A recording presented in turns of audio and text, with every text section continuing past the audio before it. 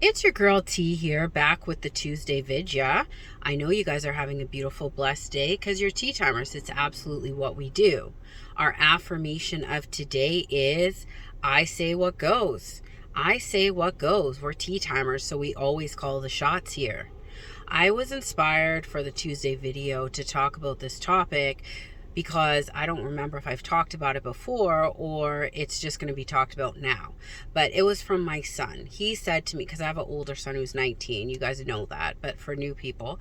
So he said to me, Mom, I've been trying this manifestation thing, which first of all is a bit flawed because we're always manifesting. So we've been doing it since jump, but I guess he means consciously manifesting, which means he was aware he was actually manifesting. He said, I've been trying manifesting for the past couple of weeks and I've been affirming the positive, saying I'm rich, money always comes to me, etc., and I don't see the change. First of all, I let him know the fact that you don't see a change is the first move that might not be working for you, because noticing lack of what you're affirming for is gonna bring more lack. If you're predominantly focused on what it's not doing by affirming, then affirmations are just tools to help you feel like your wish is already fulfilled.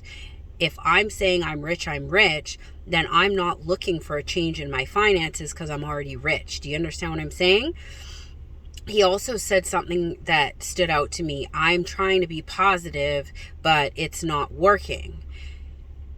Manifestation is not, which I think a lot of people have a flawed view of manifestation. They think it's just making everything positive, like you're having a shit day and you're just supposed to sing along with roses and daisies throughout the day. It's not about making everything into the positive. It's about noticing areas in your life that aren't working for you and changing that thought pattern, and noticing feelings that aren't serving you, doing your best to resolve those feelings and to self-soothe so that you can make room for your new feelings on that topic or area that's triggering you and causing you feelings of lack.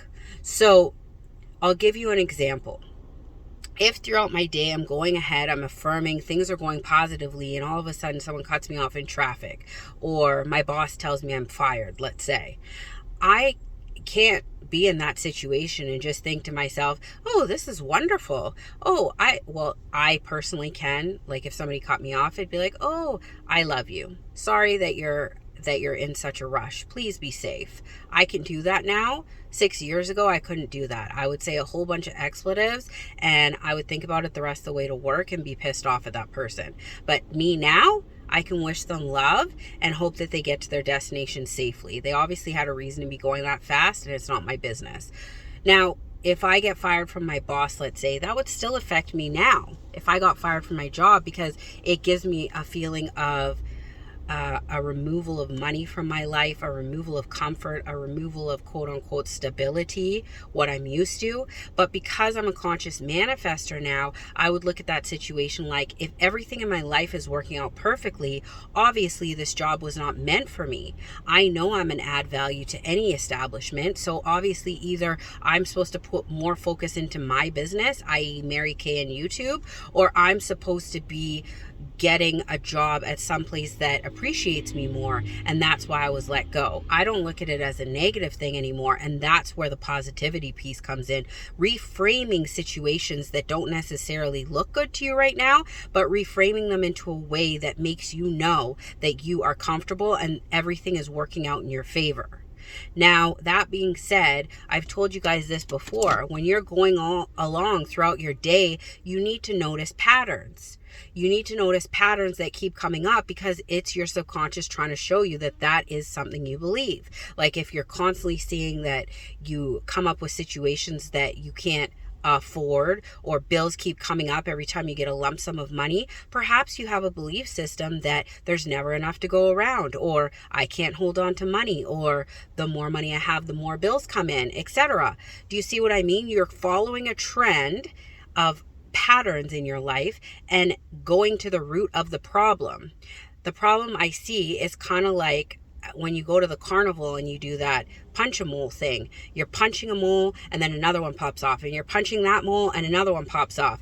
What if you just replaced the whole board without any holes in it? There wouldn't be any moles to punch. But if you have that board, which is your current belief system, and it's got all these holes in it, and you're just eliminating each hole or each belief one by one, wouldn't it be easier to just change your beliefs, set some rules for your reality, and things would work out easier? Like, for example, in love, instead of saying, my SP's constantly thinking about me, why don't you say everybody's constantly thinking about me? I'm noteworthy. I'm irresistible. I'm irreplaceable. Anyone who I've loved loves me 10 times more. Set these rules in place so it doesn't just apply to your SP, it applies to your boss, your boss, your job, your children, your family. Everybody loves me. That's just who I am. I'm a lovable person. So people can't resist me. They can't help but love me. Set that money with rules. Every dollar that I circulate comes back to me tenfold.